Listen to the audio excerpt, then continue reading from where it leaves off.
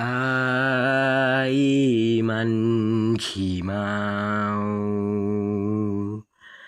แม่เจ้าเว้าถึกแล้วล่ะไปเถิดนะแก้วตาอย่ามาหัวสะอายเลยโถโอวาสนาบักนาแลเห็นแล้วมันเชยบ่ควรคู่เจ้าดอกน้องเอ๋ยตำแหน่งลูกเคยมันบ่แม่นอายเพิ่นเว้าถึกคักเพิ่นบ่มักขี้เดียดน้ำนาคำที่แม่น้องกล่าวมา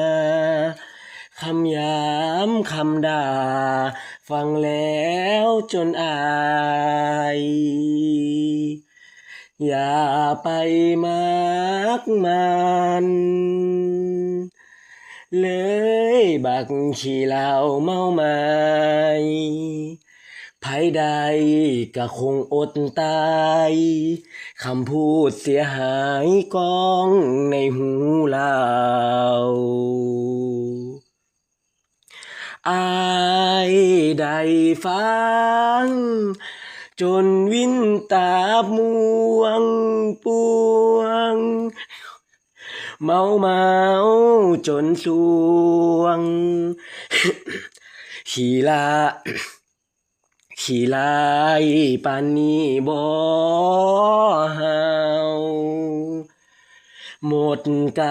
ำลังใจน้ำตาไหลลงข้างแก้วเหล้าคิดฮอดบ่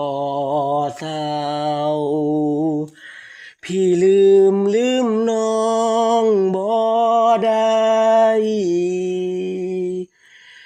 บอกให้มันหนีคำนี้ที่แม่น้องว่ากูบ่อยากเห็นหน้าเพิ่นว่าเพิ่นรับบ่ได้ขี้เหล้าเมายาลูกเอ๋ยจงไล่มันไป